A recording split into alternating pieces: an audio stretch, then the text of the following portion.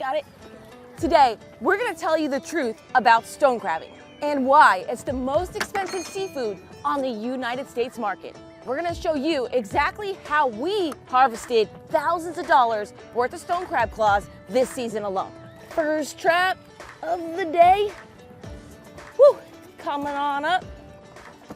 And I see crabs in there. Yes. All right, let's check it out. The goodies inside. Oh yeah, that's not too shabby. Got 6 stone crabs in there. One with really nice claws in this corner here. Maybe a couple others as well. But so far we've been blessed with a killer stone crab season this year. It's just been incredible. Nice job, Darcizzle. If you guys are new to the channel, this is Darcizzle Offshore, of course. That's Darcy and I'm Brian, the original OG Florida fishing couple. We've been doing this quite a long time. There's our biggest crab of the trap. Beautiful claws. It's crazy how much like one of these claws is worth. All right, let's measure it up, Sizzle. Alrighty. So all of our stone crabbing stuff, for one, we're gonna link that information down below if you're interested in getting into this. We use Lee Fisher stone crab stuff, including the gauge right there. That's on the 3-inch gauge that Brian's measuring it on. We talk about this a lot, but the keeper size is 2 7/8 of an inch. And we use the 3-inch gauge because we believe if they're over 3, they have a little bit more meat. So we're kind of conservative in that way. Nice. Those are the yum yum claws. Yum yum claws. This is our 3rd trap today. It is. And unfortunately, the other 2 had no keepers. Yeah, no keepers in the other trap. So we're gonna hold on to the crab and release them, unless we get like 6 or 7 for an appetizer, we don't keep them. But overall this year, we have 10 traps, 5 each for the regs in Florida. And we've been killing it. So for our best year so far. So we'll see how we do today. And of course, we're gonna add up how much these things cost and how much we've caught over the season at the end of the video. And we'll show you how to cook them too. So pretty exciting stuff. All right, fingers crossed that we get lots of crabs coming up. All right, cooked it. I went to go away, go check out the Full traps. kook. I ran over my own pot. Brian's a kook. Look at this. Look at this mess. We weren't paying attention. I was paying attention. Really. We had drifted far away from where you had dropped it. Oh my God, this is like locked on there. Got to turn the propeller. We're gonna have to move the trap too because we're gonna pull it off its spot. Yeah, I got moved to it. Just came right off. No big deal. Nice chunk out of it. I'll bring another buoy next time. Good job. At least you can still read the R. So like we had drifted off the spot, but I guess the thing was on the anchor was the... Current's ripping today. We're doing some stuff. I was just like cleaning up stuff. Getting jackets on. Oh boy, starting it out of the water. Look at this Guggen. This is crazy. What else is gonna happen? Yeah, so we're putting our jackets on, 'cause it's a little cold, and we're gonna run 10 miles where all the prots are. And I thought we were drifting, and I guess the rope was around the engine, and I started it, and it just got timed around, turned the engine off and idle. Yeah. It was no big deal. It was like instant cutoff or like trap. It's always an adventure on the water. Making memories, man, we're making memories. Yes. At least we didn't cut our buoy up too bad. I think the last buoy we cut was in Stewart. This is what happens to everybody's traps. They're like, oh, it's gone. Somebody cut your rope with your prop. Yeah. I have all the buoys marked on my Low-Rance depth finder, which is how we keep track of where they are. We're mad at you, we don't have the spot. Very close. If it gets cut, you won't find it. It's not close enough though. Oh, you got out of the way. What? You gotta get out of the way.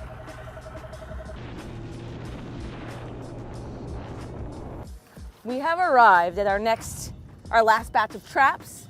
So as recreational stone crab fishermen, we are only allowed to have 5 traps in the water per person. Woo, that line was all tangled up there for a second, which is not a lot if compared to like our commercial guys that are out here with hundreds of pots in the water. And this is a hard job, especially for the commercial guys that do this for a living.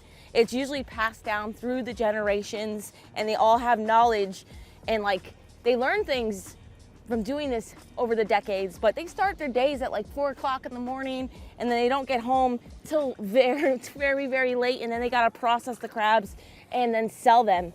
And that also is a reason why it makes them one of the most expensive in the world. Holy cow, this current is ripping, dude. That's crazy. Some of these crab claws, like the colossals, for example, Right now, they go for $70 a pound. All right, let's see what we got. We got some crabs. Nothing too crazy.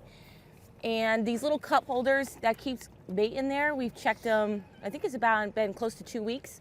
I use these bait cups because a lot of the commercial fishermen, this is exactly what they use. They'll just put this cup full of bait in it, and that's all they put in the water to attract the crabs to come in. Nice claw. That's a keeper all day. All right. We got 3 keepers now? So now we got 3 keepers, correct? All right. Yep. You wanna break it? No, let's get a couple more. Make sure. How many Okay, more in there? open the well. That's 3 now. We probably have maybe one, definitely 1 more, maybe 2. All right, well, I think we need 6. 6 now? All right, so we have a holding tank in here. A lot of the commercial guys, I keep referring to them, but they have a actual basket that they'll hold the keeper crabs in, and then they'll remove them all together at once. We put them in the well. Brian wants to keep 6, make sure we have 6 keepers. And if we don't, we're gonna release them. That is not a keeper. On the other side, it would be. Yeah, but as Darcy said, we use the lobster gauge, which is a little bigger, 3 inches, so. Okay.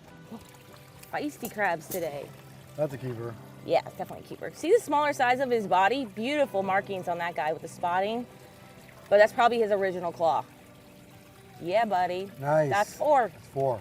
All right, 2 more. A couple of things we do to help conserve the crabs is, we go by a bigger gauge, 3 inches and 1/8. Right. And we're not going to keep 1 or 2 claws for dinner. It's ridiculous. We need 6. We need 2 at least pounds. 6 to make a. Close to 2 pounds. Yeah, we figured out that like most claws, they go by how much they weigh. Correct. And a lot of claws, most claws seem to be between 4 and 6 ounces, which is what a large. That's a large. That's a large. And again, that goes for like $50 or $60 a pound, depending. And there's so much because, as you can see, some of them are too small. As Darcy said, they're hard to harvest. The season is not that long. Was it 5 months? It's from October to May, so that's a little over 6 months. Yeah, about 6 months. Yeah, and it's unique to the Florida fishery. You can't find stone crabs Right. anywhere else. Like, for example, blue crabs that are all up and down All the East over. Coast. We've had excellent years so far, but you can see they start to dwindle towards the end of the season. We've had 2 months in so far, and we're finding less crabs, more crabs that have already been harvested. And I do believe when we get cold fronts and stuff, that helps them move or walk or whatever they do. But these are not swimming crabs, they walk. So they come in through our inlets. We also have a lot of guys that just live here locally in the intercoastal. But yeah, I'm happy we're filling them because we have a series of cold fronts headed our way.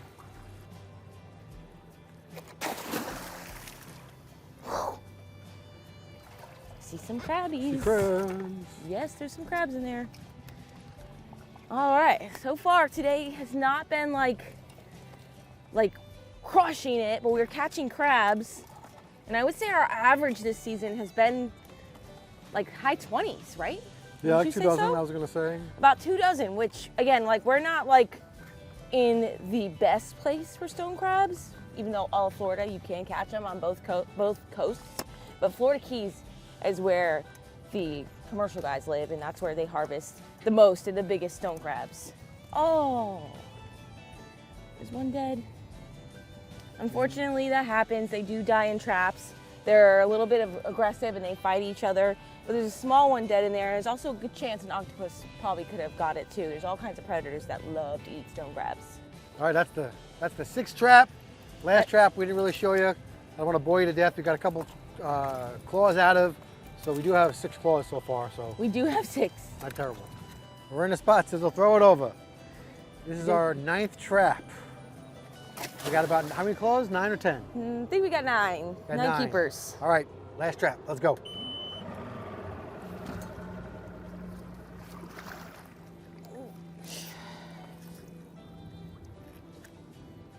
Thank you. All right. Final trap coming up. The cool thing also about these stone crabs, we talk about it a lot, but they are a renewable resource. We're not removing them from the water. They have to be released alive. So you just remove their claws of legal size. And then in 2 to 3 years after removing a claw, they'll have another keeper claw for you to harvest. So it's pretty cool. And they're all unique to the crab. Like each claw is basically like a human fingerprint. And I use the ones that we harvest to make stone crab necklaces, like the one I'm wearing right here. Definitely see some action in there. Definitely something in there. we got a keeper or two. Lots of little crabs today and lots of crabs with no claws. Hey, that's a there's nice one one. in the corner there too. Yeah, we got a nice one in there. That one's a keeper too. I'll push him out. Ha-ha! Got a nice crab right there. Yes, that's a nice one. Very nice. Hey, hey. They sometimes are like so feisty and they want to fight you like this guy, and then other times they just like sit there. This guy wants to fight. Grab him. Don't grab my scissors. Don't grab my scissors. All right. Got him. But you can see like the size of the body, that's like an average size body, and that's a really nice claw. I would say that's probably close to a jumbo size. We're gonna weigh it when we get home. All right, here's how you break it. Perfect. Perfect. All right. Best thing about these crabs is that they are predators when they have their claws, but when their claws are gone, which honestly it happens all the time in the wild, they get in battles and they'll lose both their claws, they'll free them off. They become scavengers, so they learn how to filter feed off the bottom until they get, they molt and they get new claws. Right, Darcizzle. A lot of people always wonder, oh, if you take the claws, they starve to death. No. They dig. I know, we're ripping their arms off. Ripping their arms off. They dig and they burrow down and they filter what he feed did. and they become scavengers and stuff like He just grabbed it. that. It's not even a keeper claw. The heck, dude. Yeah, and real quick, I know if you guys noticed, where we're breaking the claw off is with a knife. You're sticking a knife in there and they have an instinctual reaction. Just drops it. That just drops it automatically. The nerves or whatever it is. Yeah, because they also lose the claws like in a battle, like a lizard might lose the end of his tail. Yeah. And the commercial guys, they do like a twisting.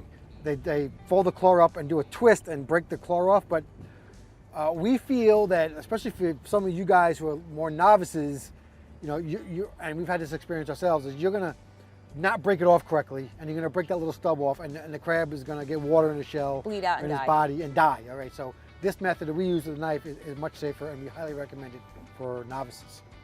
All right, we got 13 crab claws all together. Taylor Swift's favorite number, lucky 13. That is, I would say that from the years of doing this, that's an average day of stone crabbing. Yeah. Not below average, average. And For Boynton. yeah, for our home waters. And we've been harvesting double that the last couple Yes, we've had months. a good year. So we're gonna get them home, and we're gonna show you exactly how to cook them and how to eat them. And we're gonna, most importantly for this video, we're gonna count up how much they're worth after we weigh them.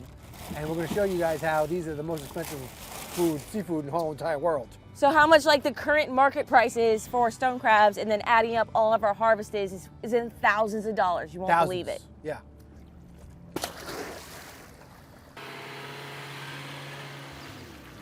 All right, guys, back at the house to learn the truth about stone crabs. We've already talked about why they're so expensive. Let's talk about how expensive they are. We cook them up. With current market prices. Current market prices, which go up and down, of course. And just so you know, real quick, the cooking was really easy by cooking with pudding methods. You just boil some water. We clean them off with a brush so you don't get all that dirt and mud in there. Very dirty. And then you throw them in boiling water with some apple cider vinegar. No, white distilled White vinegar. distilled vinegar. Darcy's the expert. That helps the meat not stick to the shell. Yes, that's the trick. And Brian likes to taste of it. So Yeah, it's good. I like to put extra in it. It tastes good. It got a little likes the vinegary vinegar. taste. And then we do it for 12 minutes, depending how big your claws are, but that's a good starting point. Yes. And then you put them in cold water when you take them out to stop the cooking. Right. So you can accurately measure it, okay, for next time. So, how many, so the first, We wrote it all down in our phones. Yeah, get your phone out. Where's your phone? Oh, we caught about 38 pounds altogether. We went This season. Right, we went 6 times. And these are mostly records. Like the first time we did poorly, we had 7, then 29, 37, 32, 30. And I think like 30 is like practically a record for us. Always, yeah. Yeah, This so- year, it's incredible. Yeah, so And these then this were time, all, 13. Yeah, this time 13. So again, the part of the truth is it's not always good. So that Crab is not always good. is So that's 148 crab claws. 148 That's a crab lot, claws dude. for about 38 pounds. That's a All lot. right, and it's only 2 months into the season. We got like 3 or 4 months to go. Yes. Mediums, we had 5 pounds. No, mediums we had about 12 pounds, 12 and a half pounds. Right. At $40 a pound, that's $500. Right. Large, we had 20 pounds at $50 a pound, So like $1,000. And the jumbos, we had like 8 pounds at 60 bucks a pound or more, another $500. So approximately $2,000. So added up on the calculator, it's approximately $2,000 worth of crab claws. Right. So it's quite That's a lot. crazy. So this is like the only fishing where you actually can like get your money back. Like if you go out fishing and catch a fluke, you spend $200 to go catch that stupid fluke, and you can go to the store and get it for $8.99 a pound. Yes. But with the crabbing, it's actually almost worth on an economic scale. It's almost worth it. Yeah. All right, guys. Thanks for joining us on today's adventure. Until our next one, follow your dreams and keep on catching. Stone crab.